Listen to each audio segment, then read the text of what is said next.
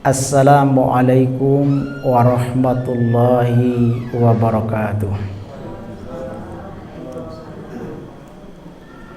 Alhamdulillahilladzi arsala rasulahu bil huda wa dinil haqq liyuzhirahu 'alad dini kullihi wa kafa billahi syahida. Asyhadu an la ilaha illallah wahdahu la syarikalah wa asyhadu anna Muhammadan abduhu wa rasuluh la nabiyya ba'da amma ba'd. Qala Allah ta'ala fil Qur'anil Karim, a'udzu billahi minasy syaithanir rajim, bismillahirrahmanirrahim. Waj'alna ibna Maryama wa ummahu ayah wa awaynahuma ila rabwatin dzati qararin wa ma'in. Shadaqallahul azim. Kami, kata Allah, telah menjadikan Isa dan ibunya sebagai tanda-tanda kebesaran kami, dan kami melindungi mereka di sebuah daratan tinggi, di tempat yang rindang, banyak buah-buahan, lagi ada mata air yang mengalir. Maha benar Allah dengan segala firman-Nya. Al-Quran surat Al-Mu'minun ayat yang ke-50. Yang sama-sama kita hormati bapak-bapak, ibu-ibu, kaum muslimin dan kaum muslimah, sidang jamaah maghrib yang dimuliakan Allah. Kajian kita pada malam ini membicarakan tentang tanda-tanda kekuasaan Allah pada Isa dan ibunya. Tanda-tanda kekuasaan Allah itu banyak, baik yang ada di langit ataupun yang ada di bumi. Apabila Allah menyebut secara khusus, maka di situ menunjukkan ada yang istimewa, ada yang besar, ada sesuatu yang bernilai kalau kita kaji menjadi i'tibar, pelajaran dalam kehidupan kita.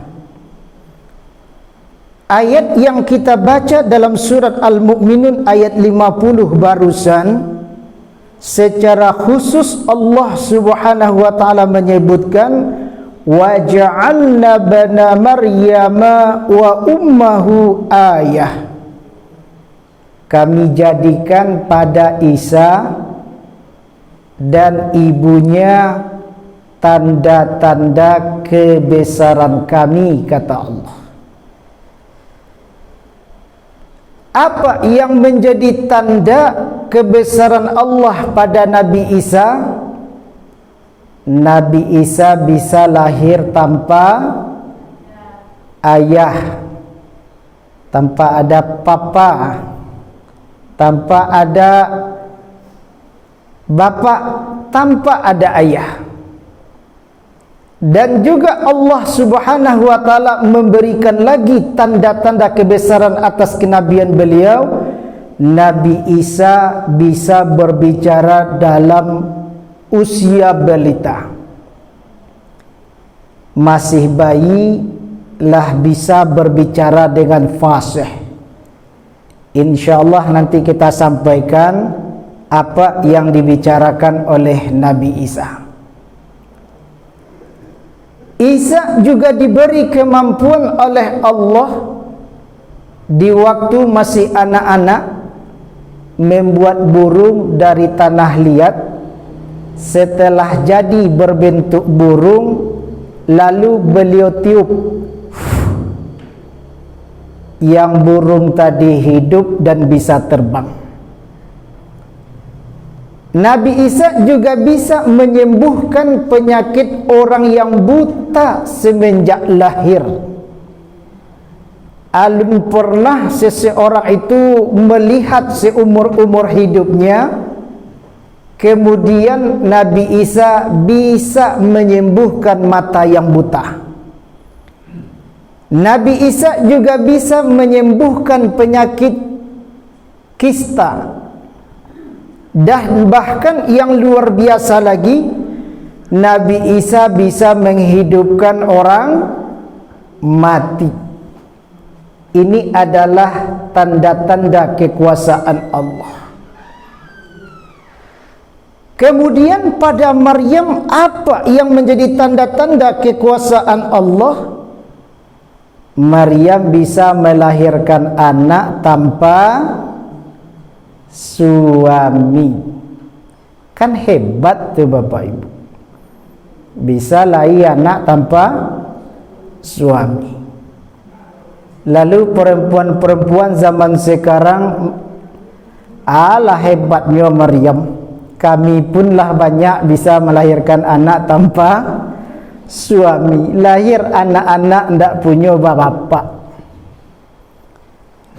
Tapi jangan salah Bapak Ibu, Maryam itu kata Allah wanita yang disucikan oleh Allah, wanita pilihan Allah, dan bahkan wanita yang paling terbaik dari seluruh wanita yang ada di alam ini. Diperkuat lagi dalam hadis Nabi, ada ampe wanita yang lebih afdol dari wanita-wanita yang ada di alam ini, kata Rasulullah. Sia yang ampe wanita tu nan pertama Maryam, yang kedua istri Fir'aun, sia namanya Asiyah, ndak Aisyah dah, Asiyah. Yang ketiga istri baginda Rasulullah, sia namanya Khadijah. Yang keempat putri baginda Rasulullah, yang sia namanya Fatimah. Ikulah ampe wanita terbaik dibandingkan wanita-wanita yang ada di alam permukaan bumi ini, kata Rasulullah. Lalu siapa yang Maryam itu? Maryam adalah anaknya Imran. Surat yang ketiga, nama suratnya adalah surat Ali Imran. Ali artinya keluarga, Imran nama seseorang, keluarga Imran. Imran ini bukan nabi, Imran juga bukan rasul.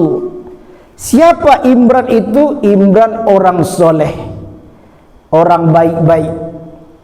Seumur-umur hidup Imran selalu dikagumi oleh kaumnya, hidupnya bisa dicontoh dan ditauladani. Sampai-sampai Allah Subhanahu wa ta'ala mengabadikan nama beliau menjadi salah satu nama dalam surat Al-Quran, namanya surat Ali Imran.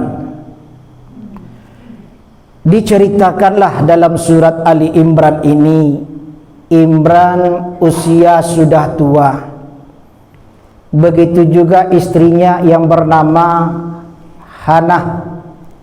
Ada ibu-ibu yang bernama Hanah nak? Kalau ada berarti istrinya si Imran. Usia istri juga sudah tua. Lah lama Imran berdoa kepada Allah supaya dikaruniai anak. Sampai-sampai Hanah bernazar kepada Allah. Ketika Hanah hamil, usia yang sudah tua, hamil, Hanah bernazar kepada Allah, ya Allah, andaikan anak yang aku lahirkan ini laki-laki, kata Hanah, aku wakafkan untuk Baitul Maqdis. Baitul Maqdis nama lain dari Masjidil Aqsa. Di mana tampaknya Bapak Ibu? Palestina. 3 masjid istimewa yang kita disuruh oleh Rasulullah berkunjung ke 3 masjid itu. La tashuddu rihala illa salasati masajid. Tidaklah dianjurkan untuk rihlah, rekreasi, jalan-jalan, berkunjung ke sini ke situ, melainkan berkunjunglah ke 3 masjid, kata Nabi. Yang pertama Masjidil Haram di Makkah. Yang kedua Masjid Nabawi di Madinah. Yang ketiga Masjidil Aqsa di Palestina atau Baitul Maqdis di Palestina. Ketikalah datang waktu melahirkan, rupanya Allah berkehendak lain. Inginnya anak nan lahir laki,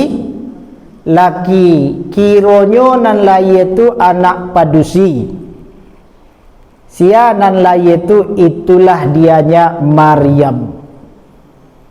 Allah yang mengasih nama Maryam. Kalau orang Nasrani namanya Maria. Padahal Allah mengasih namanya Maryam. Inilah ibu dari Nabi Isa. Isa disebut dengan Isa bin Maryam. Isa anaknya Maryam. Padahal yang biasa anak itu dibangsakan ke nama bapaknya. Misalnya Muhammad bin Abdullah, Abdullah bin Abdul Muttalib, Abdul Muttalib bin Abdul Manaf, Abdul Manaf bin Qusay, Qusay bin Kilab, terus ke atas sampai ke Nabi Adam. Tapi Nabi Isa benu Maryam, Isa anak ibunya si Maryam. Sebab Nabi Isa tidak punya bapa. Ketika Maryam lahir, Imran meninggal. Jadilah Maryam anak yatim. Definisi yatim itu adalah anak yang ditinggal mati bapaknya dan inyo belum balik. Itu namanya yatim. Kalau ustaz, ustaz lah meninggal puluh.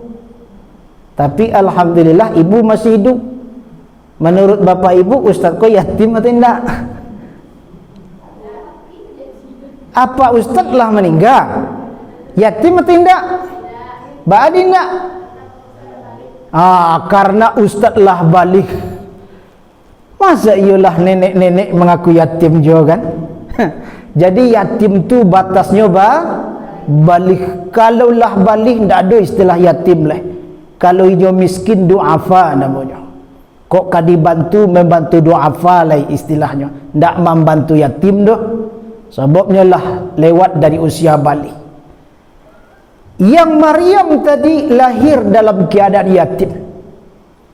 Sementara ibunya Hannah usia yang sudah tua, tidak mampu lagi untuk membesarkan, mendidik dan mengasuh Maryam. Dibawalah Maryam ke Baitul Maqdis. Masih babungkui babawa ke Baitul Maqdis. Di situ ditawarkanlah sianan kamang ngasuh Maryam, sianan kamang didik dan kamang gadangan Maryam. Di waktu itu ada nabi namanya Nabi Zakaria. Nabi kabara Nabi Zakaria itu Bapak Ibu. Zakaria, Yahya, Isa, Muhammad, Nabi yang ke-22. 22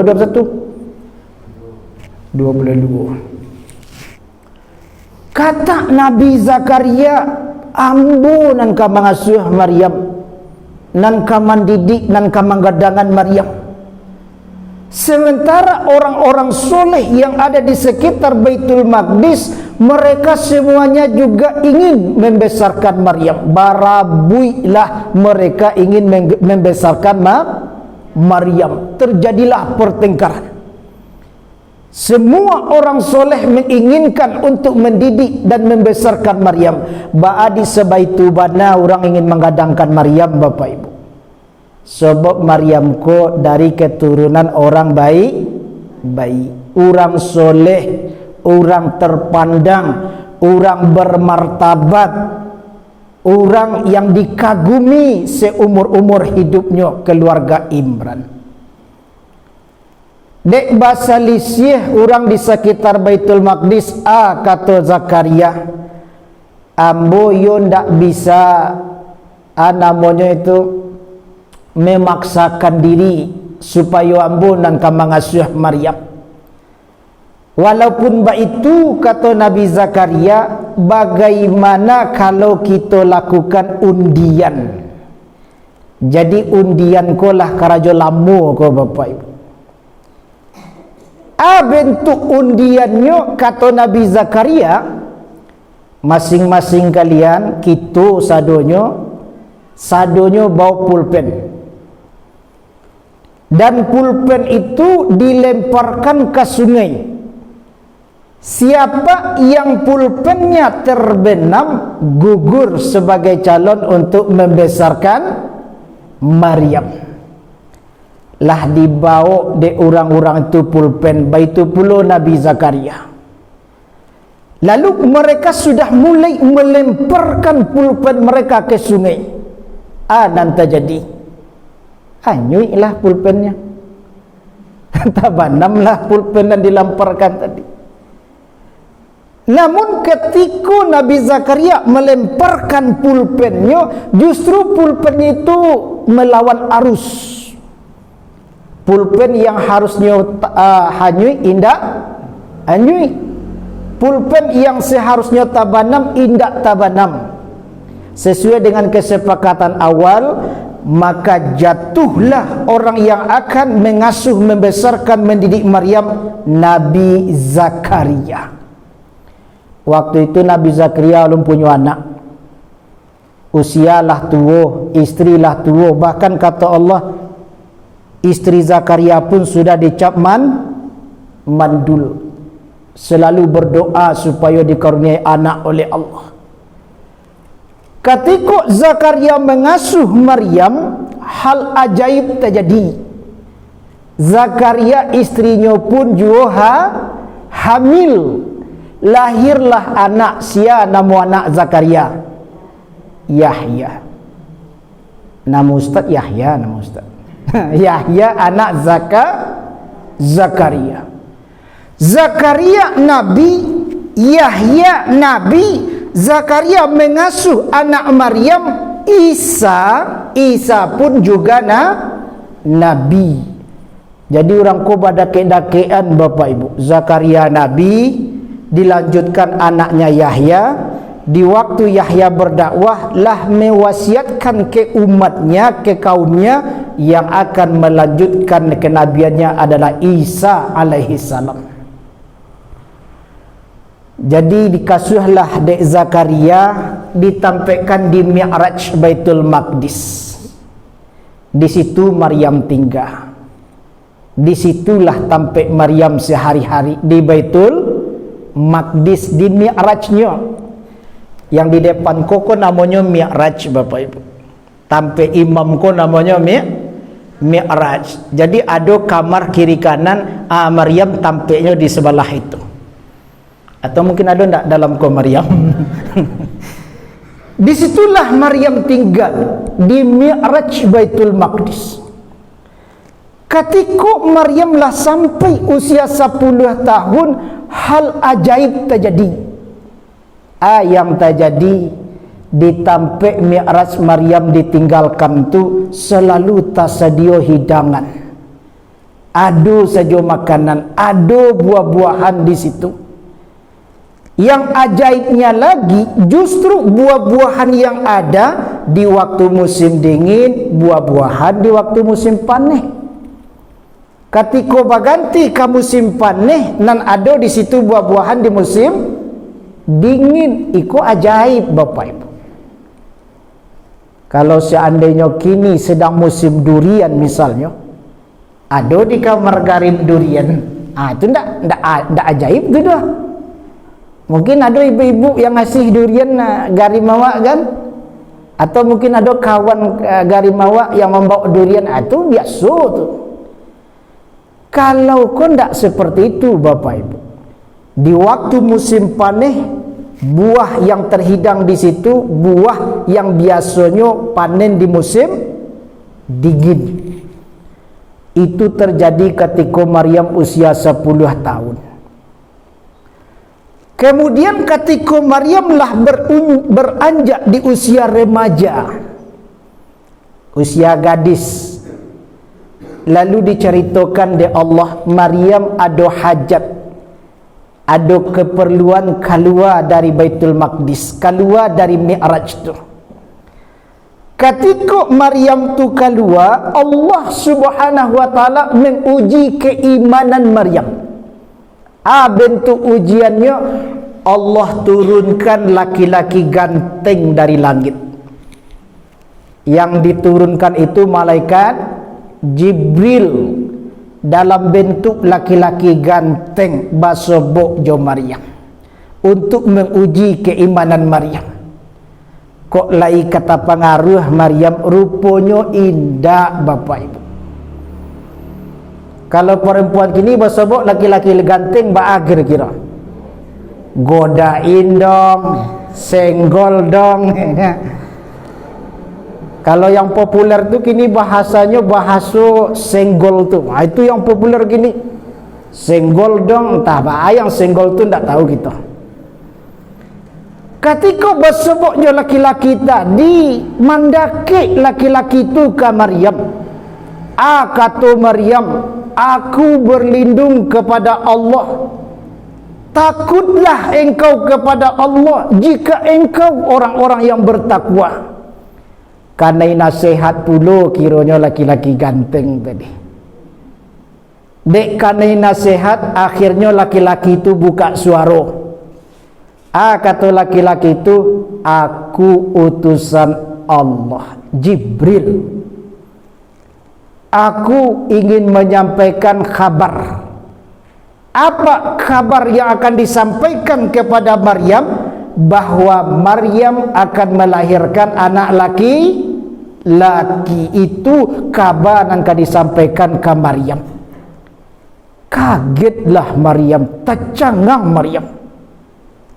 Dijawablah dek Maryam, bagaimana mungkin aku melahirkan anak? Padahal kata Maryam, alun nado aku disentuh laki-laki lai. Aku pun bukan perempuan pezina. Aku bukan perempuan pelacur. Mana mungkin bisa melahirkan anak? Dijawab dek malaikat Jibril, ini sudah ketetapan Allah. Ini mudah bagi Allah. Apabila Allah sudah berkehendak, mudah bagi Allah. Bahkan kata Allah, Allah menciptakan Isa kama sali Adam, seperti penciptaan Adam. Kun kata Allah, fayakun. Jadi kata Allah, maka jadi. Lebih hebat lo lai menciptakan Adam. Adam ndak bapak, ndak baibu. Kalau Isa lai baibu, cuman ndak bapak. Kalau Hawa lai bapak, tapi ndak baibu. Dari ma Hawa tu diciptakan dari tulang rusuk Nabi Adam. Jadi ibaratnya nan Hawa ko lai bapak, tapi ndak baibu. Nan Isa lai baibu tapi ndak bapak. Nan Adam indak bapak, indak baibu. Nan kita ada ndak di antara kita ni ndak bapak? Kita bapak jo baibu. Nah, lalu ditiuplah oleh Jibril ke rahim Maryam. Jadilah Maryam itu hamil. Bara lamonyo Maryam hamil, ada yang mengatakan 9 bulan, ada yang mengatakan 8 bulan, ada yang mengatakan 7 bulan. Yang normal lah kira-kira 9 bulan. Sejak kehamilan Maryam memisahkan diri dari Baitul Maqdis. Keluarlah Maryam yang semula di Mi'raj Baitul Maqdis, memisahkan dirilah dari Baitul Maqdis. Bahkan selama beliau hamil itu berpindah-pindah dari satu daerah, dari satu tampik ke tampik lain, tujuannya supaya tidak diketahui kehamilan beliau. Kira-kira barik tak perjuangan Maryam di waktu itu, Bapak Ibu?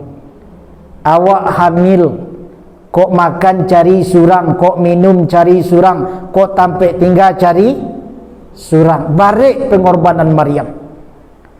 Katikalah tibu di saat-saat melahirkan, lalu Maryam ini berada di bawah pohon kurma. Basandalah Maryam tu di pohon kurma dalam keadaan lelah yang luar biasa. Bahkan di saat itu sampai keluar kata-kata seakan-akan Maryam berputus asa. Kalau seperti ini, kata Maryam, lebih baik aku mati saja, kata Maryam. Kalaulah kata tu nan keluar, tanda-tanda orang sudah dekat berputus asa. Kemudian Jibril datang dan menghibur Maryam. Kata Jibril, Maryam, di bawah kakimu ada sungai yang mengalir. Dan itu pohon kurma yang engkau bersandar. Coba engkau goyangkan pohonnya, buahnya akan berjatuhan ke engkau. Dicaliklah di bawah kaki di Maryam, kiranya ia ada air yang mengalir. Baitu dua pohon digoyang dek Maryam, berjatuhanlah buah-buah dan masak ke Maryam. Dimakan dek Maryam buah tu, diminum airnya. Kemudian Maryam pulih dan tenaganya kembali balik. Sehingga Maryam itu bisa melahirkan dengan normal. Tak ada bidan di samping Maryam. Indak lo ada dokter anak, indak lo ada dukun baranak, surang. Indak lo dikawani suami, surang saja berjuang melahirkan. Ketika anak itu lahir, siapa mengasih namanya? Allah. Diagilah di Allah namanya Isa. Dan magiah nama Isa itu Allah. Nama magiah nama Maryam jua Allah, Bapak Ibu. Lah lai anak digendong dek Maryam, dibawalah dek Maryam ke Baitul Maqdis, pulang balik ke tempat pertama. Sepanjang perjalanan yang ditempuh Maryam sampai ke masjid Baitul Maqdis, Masjidil Aqsa, setiap orang yang ditamui di Maryam selalu mencaci maki, menghina dan mencela Maryam. Kata mereka, wahai Maryam, apa yang engkau bawa ini sungguh sesuatu yang sangat keji, kata mereka. Kami tahu engkau adalah anak orang baik, keturunan orang suci, orang terpandang. Yang engkau lakukan ini, yang engkau bawa ini sesuatu yang sangat keji.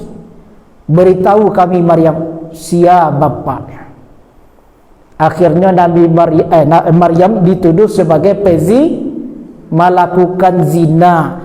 Beritahu kami Maryam, jujur engkau siapa laki-lakinya. Jawab Maryam tak menjawab do, Bapak Ibu. Karena Allah lah mengatakan ke Maryam tak boleh bicara. Ditunjuk saja ke bayi itu. Setiap ditanya Maryam menunjuk ke bayi. Ditanya lo balik, Maryam menunjuk ke bayi. Disanggahlah oleh kaumnya, wahai Maryam, mana mungkin kami bicara ke bayi. Jujurlah engkau sia laki-lakinya. ditunjuk jua balik dek Maryam kalaki anak dan bayi tadi. Lalu mukjizat Allah datang Bapak Ibu, keajaiban terjadi. Anak yang masih bayi bisa berbicara dengan fasih. Yang dibicarakan oleh bayi itu ada dalam surat Maryam ayat 30 sampai 32. Kata bayi itu, inni Abdullah, sesungguhnya aku ini adalah hamba Allah. Ataniyal kitab, dia Allah memberi aku kitab. Kitab yang diberikan ke Nabi Isa, Injil. Wa ja'alani nabiyan, dia Allah menjadikan aku seorang nabi. Wa ja'alani mubarakan ainama kuntu, dia Allah menjadikan aku seorang yang diberkahi dimanapun aku berada. Wa awsani bis salah waz zakah ma dumtu hayya, dan dia Allah memerintahkan aku untuk solat dan membayar zakat seumur hidupku.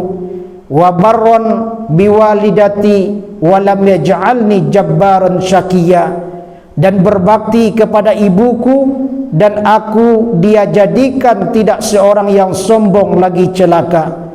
Wassalamu alayya yauma wulidtu wa yauma amutu wa yauma ub'atsu hayya, dan kesejahteraan atasku pada hari aku dilahirkan, pada hari aku mati, dan pada hari aku dibangkitkan. Bayi ngomong, bicara dengan fasih. Tak cangang-canganglah kaum tadi. Bayi ngecek mah. Kok hebat bayi Maryam. Dengan pembicaraan seperti itu, akhirnya mereka minta maaf ke Maryam. Maryam, minta maaf kami. Iyalah terlanjur kami. Kamilah berprasangka, lah menuduh engkau dengan tuduhan yang bukan-bukan. Engkau benar, lah dibuktikan dengan yang dibicarakan oleh bayi tadi. Minta maaflah kaumnya ke Maryam. Terjawablah fitnah besar, tuduhan terhadap Maryam. Bapak Ibu jemaah yang dimuliakan Allah, Nabi Isa di waktu kecil sudah dinampakkan tanda-tanda kenabiannya oleh Allah. Isa suka bermain sebagaimana umumnya anak-anak suka bermain. Ketika Isa bermain-main, dibuatlah burung de Isa dari tanah liat, seperti keterampilan anak-anak. Dibikinlah burung dari tanah liat, lah siap dibuat, ditiup de Nabi Isa, dan dibuat tadi hidup dan bisa terbang. Itu tanda kenabian Bapak Ibu. Begitu juga Nabi Isa bisa menebak makanan orang yang ada di rumah. Bakawan-kawan kok ditebaknya, fulan, di rumahmu banyak makanan ya, kamu makan ikan, makan daging, makan itu ya, ada di lemarimu ini itu ya. Begitu juga ditebak semua teman-temannya. Ketika temannya itu pulang ke rumah, dicalik lemari makanan, Yobana tapik tebakan Isa tadi. Jadi apa yang ditebak oleh Nabi Isa, ternyata itulah yang fakta kebenaran yang didapatkan sesuai yang ditebak oleh Nabi Isa. Masih ketek lah bisa lo menyembuhkan penyakit kusta, dan bahkan bisa menyembuhkan mata yang buta sejak lahir. Malahan yang luar biasa, bisa menghidupkan orang mati. Ketika Nabi Isa sudah sampai usia 30 tahun, Nabi Isa diangkat menjadi Rasul oleh Allah. Dan namanya Rasul, menerima wahyu dari Allah, diperintah wajib untuk disampaikan. Mulailah Nabi Isa berdakwah. Ketika Nabi Isa berdakwah, yang dituduh oleh kaumnya, Nabi Isa lah mengeluarkan sihir-sihirnya. Dituduhlah Nabi Isa ko tukang sihir. Padahal Nabi Isa itu memiliki mukjizat, diajak baiman dak mampan. 3 tahun lamanya Nabi Isa berdakwah, yang beriman cuma 12 orang. Yang 12 orang itu namanya Hawariyin, yaitunya pengikut Nabi Isa yang setia, jumlahnya 12 orang. Lalu ketika Nabi Isa di usia 33 tahun, yang kaumnya dari Bani Israel merasa tidak senang dengan Nabi Isa, malahan merencanakan pembunuhan terhadap Isa. Tapi mereka memanfaatkan Raja Romawi. Dia suanglah raja kok. Datang mereka ke raja, yang mereka sampaikan ke raja, "Raja, ada yang kami khawatirkan raja, seorang yang kini membuat kumpulan-kumpulan. Yang dimaksudnya adalah Isa. Yang kini pengikutnya lah semakin banyak.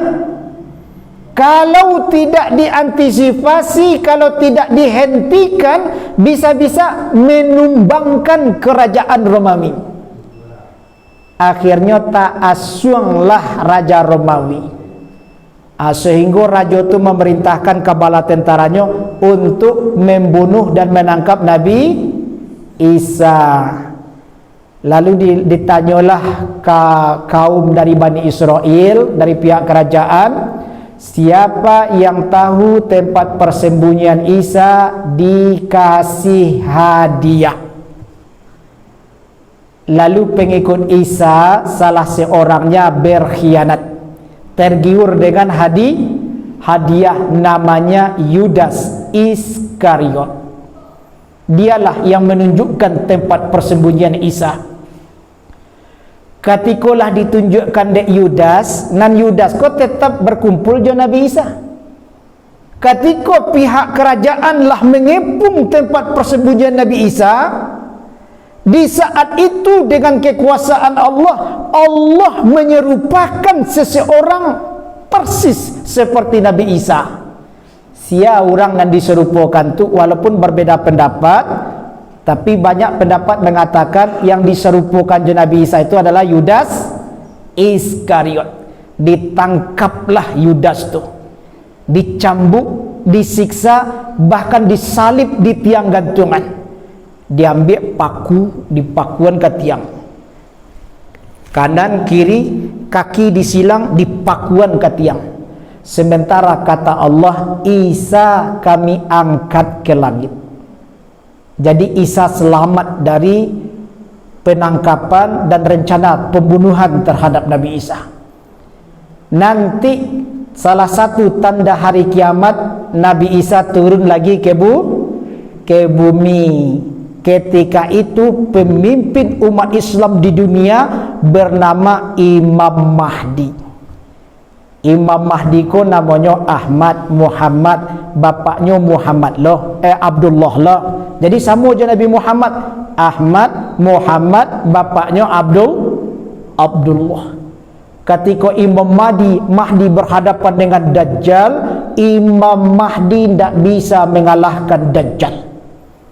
Dajjal itu memiliki sihir di atas sihir, kekuatan di atas kekuatan. Seluruh dunia dijelajahi oleh Dajjal kecuali 2 kota saja, Mekah dan Madinah. Kata Allah, Mekah Madinah itu wahazal baladil amin. Inilah kota aman, tidak akan pernah dimasuki oleh Dajjal. Jadi di saat itu turunlah Imam Isa setelah solat subuh, setelah azan subuh, langit gelap, setelah itu langit terang, turun Nabi Isa. Lalu ketika iqamah akan mengimami solat subuh berjamaah, Imam Mahdi dan umat Islam sudah tahu yang turun itu adalah Nabi Isa, dipersilahkan Nabi Isa mengimami solat. Tapi Isa menolak. Jawab Isa, setiap umat ada pemimpinnya. Lalu solat itu dipimpin oleh Imam Mahdi. Sesudah solat Bapak Ibu, Nabi Isa menawarkan 3. Dan pertama kata Isa, kalian tidak usah berperang. Ambo berdoa ke Tuhan supaya Tuhan menurunkan bala tentera, maksudnya malaikat, untuk menghancurkan Dajjal bersama pengikutnya. Tawaran Isa yang kedua, kalian tidak usah berperang, ambo berdoa kepada Allah supaya Allah turunkan langsung azabnya, memusnahkan Dajjal dan para pengikutnya. Yang ketiga, kata Nabi Isa, kalian ikut perang, namun ambo berdoa ke Tuhan supaya musuh tidak mampu mengangkat senjata. Mana yang dipilih oleh umat Islam? Pilihan yang ketiga, mereka ikut berperang. Perperangan itu dipimpin oleh dua orang, Nabi Isa dan Imam Mahdi. Ketika Dajjal berhadapan dengan Nabi Isa, Dajjal takut, Bapak Ibu. Lari ke barat dikejar, lari ke timur dikejar. Akhirnya kapal Dajjal itu dipenggal oleh Nabi Isa, dilempar ke pengikutnya orang-orang Yahudi tadi. Takwilah orang Yahudi, lari mereka tunggang langgang, bersembunyi di batu-batu bicara. Wahai Muslim, ini ada Yahudi, bunuh mereka. Bersembunyi di balik kayu-kayu pun berbicara, wahai Muslim, ini ada Yahudi, bunuh mereka. Ada satu kayu yang tidak berbicara, namanya pohon gorkot. Pohon gorkot ini adalah pohonnya Yahudi. Dari dahulu sampai kini orang Yahudi lah melestarikan untuk menanam sebanyak-banyaknya pohon gorkot. Jadi pohon gorkot kok bentuknya Bapak Ibu seperti pohon cemara. Ketika tanggal 25 Desember biasanya ada dihiasi berupa pohon, memeriahkan 25 hari Natal. Jadi ada pendapat mengatakan pohon gorkot sama dengan pohon cemara itu. Dan sebagian mengatakan pohon gorkot berbeda dengan pohon cemara. Cemara-cemara, gorkot-gorkot, cuman gorkot itu agak mirip dengan pohon cemara. Jadi Bapak Ibu jemaah yang dimuliakan Allah, Allah sudah menyebutkan banyak tanda-tanda kekuasaan beliau. Namun ketika Allah menyebutkan secara khusus, menunjukkan di situ ada yang istimewa dan ada pelajaran besar yang bisa kita ambil sebagai i'tibar dalam kehidupan sehari-hari. Bapak Ibu, demikian saja, terlebih dan terkurang diperbanyak maaf. Akhir kalam, billahi fisabilil haq fastabiqul khairat. Wassalamualaikum warahmatullahi wabarakatuh.